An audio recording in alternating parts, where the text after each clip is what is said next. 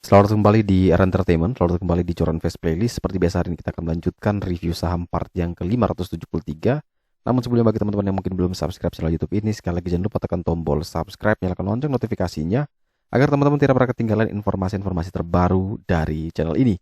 Di part yang ke-573 kita akan kembali mereview 6 saham, di mana saham SNLK, ada Buka, ada GoTo, ada INDF, ada PNLF, dan saham BBYB. Ya, dari 5 ini semua masuk dalam JCS score terbaik ya. Mungkin ada beberapa yang titip sandal atau skornya 60, tapi ada satu ya GoTo ini tidak ada ya, tidak ada sama sekali. Kita masukin aja. Sepertinya ada yang menarik dari pemberitaan, kemudian dari sisi teknikal ya, kemungkinan ada yang menarik. Tapi kita lihat nanti. Nah, sebelum lanjutkan untuk mereview ke 6 saham tersebut, seperti biasa kita akan meng-highlight dulu pergerakan dari indeks harga saham gabungan kita, di mana ISG hari ini tutup melemah 1,356%. Ditutup di level 6.892. Indeks masih turun drastis, terbeban cukup berat dengan kehadiran GoTo, apalagi ditambah yang lain-lainnya ikut-ikutan turun ya, juga ini memperparah indeks ya. Indeks semakin berat untuk untuk naik ya, malah terjun bebas dia sampai 1,3%. Nanti kita lihat asing seperti apa. Total transaksi 15,4 triliun, ya lumayan lah, masih banyak juga dengan 461 saham turun, hanya 122 saham yang naik dan 123 saham yang bergerak stagnan. Kita lihat asing hari ini kembali 1 triliun lebih ya, kemarin 1 triliun, beberapa hari lalu juga 1 triliun. Ini besar sekali. Masih taking profit. Apakah mereka memanfaatkan informasi atau isu Windows dressing untuk taking profit? Menurut saya sih tidak sih. Ini masih awal ya. Terlalu dini. Menurut saya minggu kedua sepertinya akan ada net buy lagi di sana dan indeks akan kembali naik, dan seperti yang saya sudah pernah bicara dari video-video saya sebelumnya, teman-teman bisa nonton lagi beberapa video terakhir, itu memang saya selalu bilang bahwa indeks kemungkinan besar tidak akan mencetak rekor all time high lagi. Kemudian indeks akan closing kemungkinan besar di akhir tahun itu sekitaran di 7.000 lagi. Jadi kalau memang dia koreksi misalkan ke 6.700 atau di 6.800, maka Windows dressing paling kuat dia tarik sampai di 7.000 ya, paling kuat sekitaran situ. Jadi masih ada kemungkinan Windows dressing itu terjadi, tapi kita lihat siapa yang jago untuk menebak apa ya, bottomnya di mana, timing yang pas di mana. Itu ya bisa jadi dia memanfaatkan momentum itu. Oke, kita langsung masuk ke pembahasan ya. Kita masuk ke pembahasan di mana saham pertama yang akan kita review adalah saham milik SNLK ya. Ini saham milik SNLK.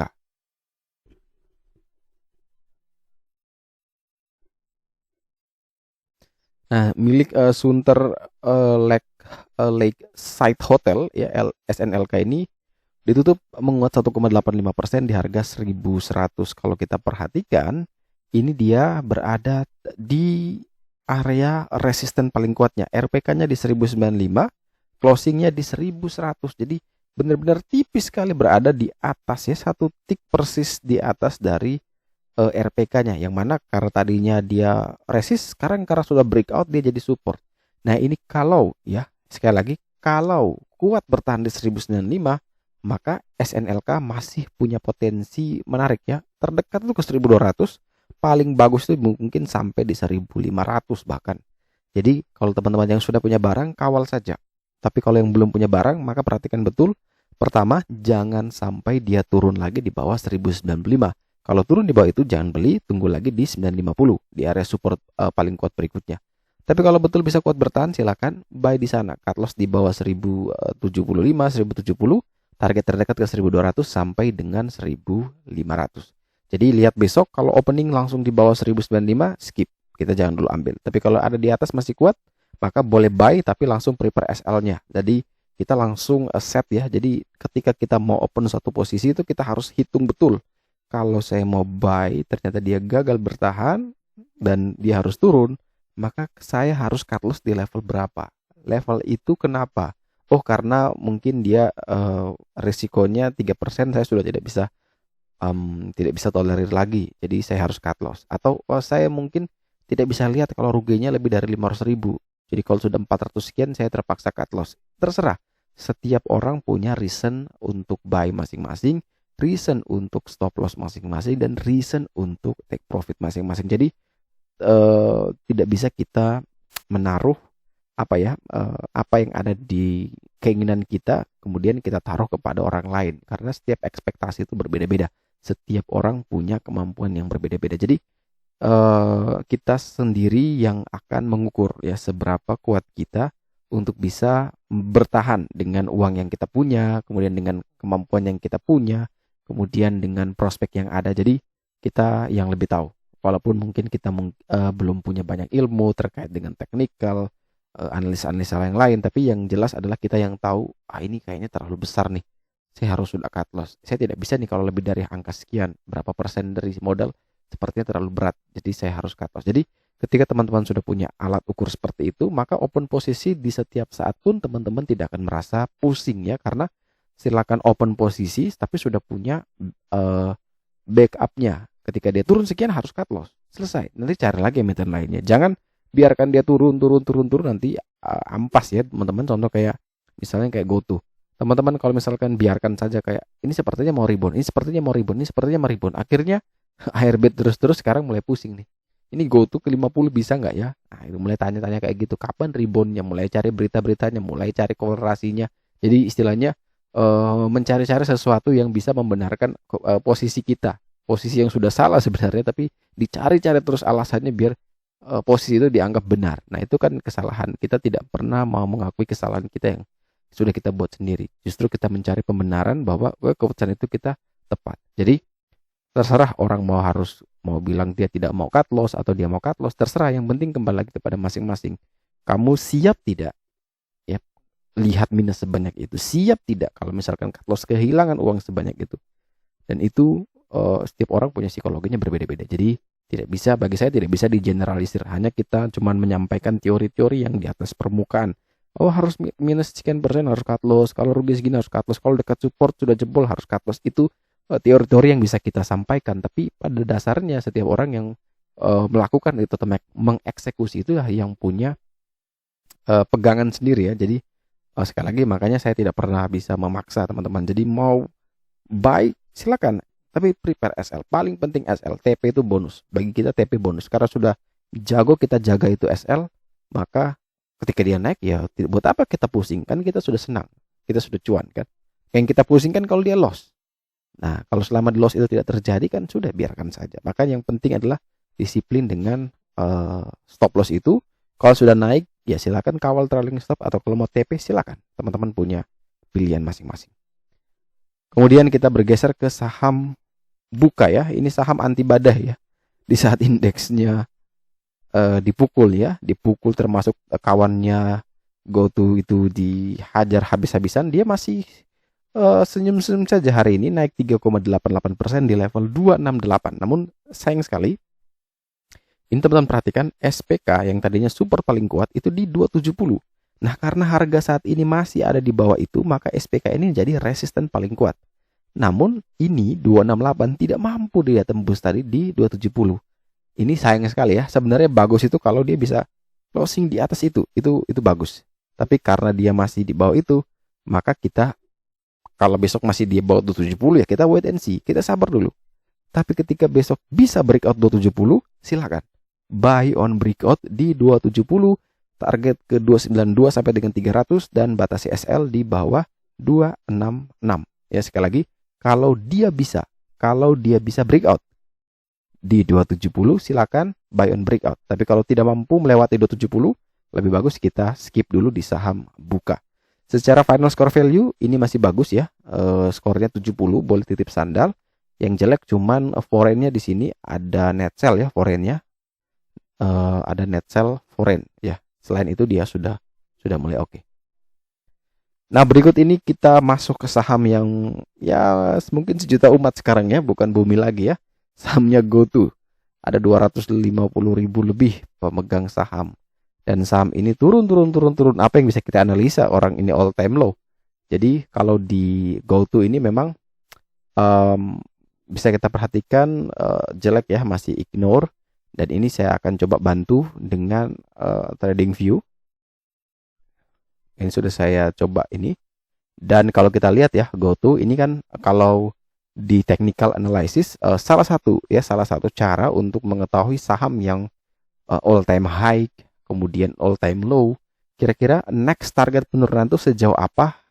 Yang bisa saya lakukan atau yang biasa saya lakukan adalah dengan menggunakan Fibonacci, ya Fibonacci. Nah, Fibonacci ini kan ada Fibonacci retracement ini kan ada dua ya, ada internal retracement atau external retracement. Kalau untuk mencari yang misalnya all time low seperti ini, memang kita harus pakai eksternal ya, harus pakai external retracement. Nah, external retracementnya ketika kita tarik, maka itu ada di 114 yang terakhir. Yang terakhir, benar-benar terakhir. Kalau dia misalnya sehat, harusnya dia tuh kuat di sini. Ya, kurang lebih dia bertahan di 161 ini, 8 atau sekitaran di harga 157, harusnya dia rebound. Ini karena saking kencangnya jebol ini, maka ARB dan terakhir dia ada di 114 dan sekarang closingnya di 115. Entah mungkin ya bisa jadi besok ARB lagi sekali, mungkin ARB setelah itu dia shadow. Jadi dia ARB kemudian dia bisa naik. Dan itu tidak ada yang tahu juga pastinya, tapi berita mulai rame hari ini. Saya baca pemerintah Singapura tercatat memiliki 68,71 miliar lembar atau sekitar 5,8% saham GoTo sejak 2 Desember, di mana sebelumnya pemerintah Singapura tidak tercatat memiliki saham GoTo. Jadi di saat sudah bertubi-tubi beritanya mulai keluar. Ini artinya apa? Artinya biasanya nih sudah cukup puas mengakumulasi, maka sekarang waktunya mau mencari momentum untuk keluar lagi, taking profit mungkin. Jadi tidak ada yang tahu pasti kalau misalkan besok ARB lagi, maka di harga 107. Bisa jadi setelah di 107 dia naik lagi dan mungkin closingnya di 114 atau di 115. Tapi kalau besok tidak naik-naik lagi, maka ya itu nasib ya. Yang masih punya barang di harga tinggi itu nasib sekali. Tapi ini sudah mulai masuk dalam radar saya juga ya, bahwa ini sudah semakin terlihat menarik, semakin seksi karena dari 226 itu high-nya ke harga saat ini itu begitu cepat. Penurunannya begitu cepat sekali. Biasanya kalau kita lihat konsep ketika kita membanting sebuah bola dari ketinggian dengan sangat cepat dan keras, maka untuk dia mantul kembali itu pasti tinggi ya. Walaupun nanti dia akan turun kembali, tapi setidaknya pantulan rebound itu cukuplah memuaskan untuk kita. Jadi kalau ini hanya hanya view saya saja, view saya bisa salah. Saya tidak menjamin ini benar, tapi kemungkinan besar besok dia akan ke 107, setelah itu dia rebound dan akan stop di 114, dan setelah itu dia akan melanjutkan perjalanan mungkin sampai di 157 baru dia koreksi lagi. Sepertinya seperti itu. Jadi tidak ada yang tahu yang pasti. Dimana kalau kita lihat volume waktu sebelum itu sangat besar, orang semulai berlomba-lomba untuk jualan, namun ketika ARB volumenya tipis sekali karena memang tidak ada yang sempat untuk bisa jual ya. Ini tipis sekali. Jadi bisa jadi ini akan naik. Apalagi kalau saya lihat broker summary hari ini cukup menarik ya. Brokernya sepertinya ada pembelian, ada yang ngumpul barang lagi. Jadi tidak ada yang tahu pastinya, itu hanya view saya. Semoga salah ya, semoga salah. Jadi kalau benar ya syukur, kalau salah ya sudah. Oke. Itu view saya untuk GoTo. Jadi feeling saya besok dia akan rebound. Kemudian kita lanjut ya ke berikutnya. Kita punya INDF ya.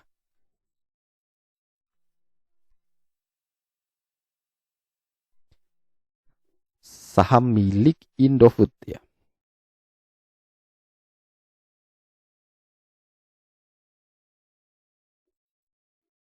Nah, saham Indofood final score value dia 60 titip sandal, kemudian closingnya stagnan di 6775. Ini Indofood juga sama, pergerakannya menurut saya pribadi membosankan ya kalau kita mau trading di sini, tapi tidak apa-apa, kita analisa juga.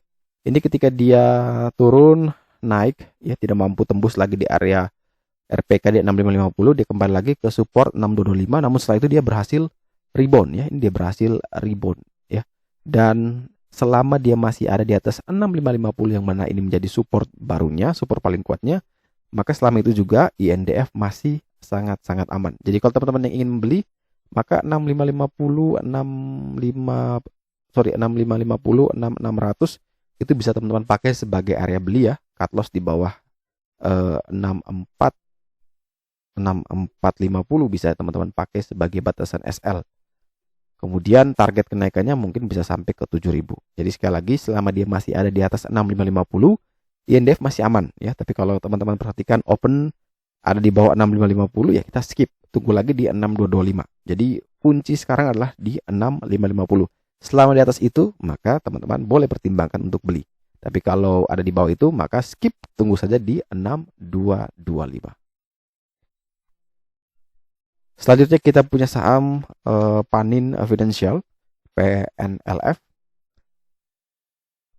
di mana saham PNLF ini ditutup melemah 4,17% di level 460 ya. Sekarang final score value dia 60 dengan status titip sandal.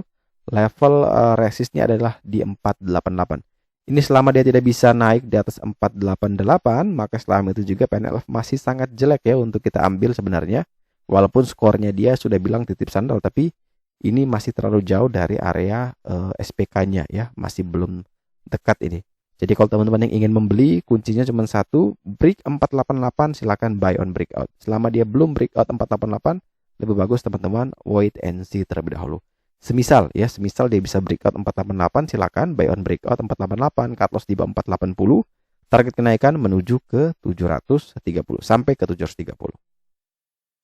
Dan saham terakhir yang akan kita review hari ini adalah saham milik BBYB. Ini juga saham yang banyak dibahas, banyak berita-beritanya. Mereka sudah right issue kalau tidak salah.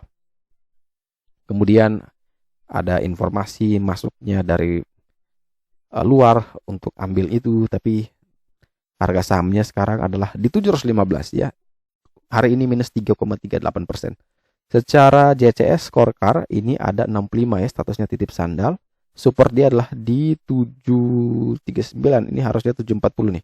Supportnya di 740 sedangkan closingnya di 715. Artinya sudah jebol. Dan itu tentu jelek buat BBYB. Selama dia tidak bisa naik lagi di atas 740, maka selama itu juga BBYB masih jelek. Dan kita skip. Mending kita tunggu di mungkin next ya, next supportnya. Tapi kalau di saat ini dia tentu sudah jelek teman-teman. Jadi kalau mau beli, tunggu dia naik di atas 740 silakan buy on breakout. Tapi kalau tidak mampu naik di atas itu, ya kita skip. Kita cari emiten lainnya mungkin jauh lebih menarik. Jadi sekali lagi BBYB selama tidak naik di atas 740, kita jangan beli. Ya kita skip. Tapi kalau bisa naik silakan buy on breakout. Target ke 800 sampai dengan 950. Batasi SL di bawah 720. Oke, sekian dulu review saham part yang ke-573 hari ini. Terima kasih bagi teman-teman yang telah setia menonton. Sekali lagi jangan lupa like, comment, dan subscribe. Bantu share juga agar semua informasi yang ada dalam video berguna, bermanfaat, dan tentunya bisa menjadi panduan trading di keesokan harinya. Sekali lagi terima kasih banyak. Sampai jumpa dan semoga membantu.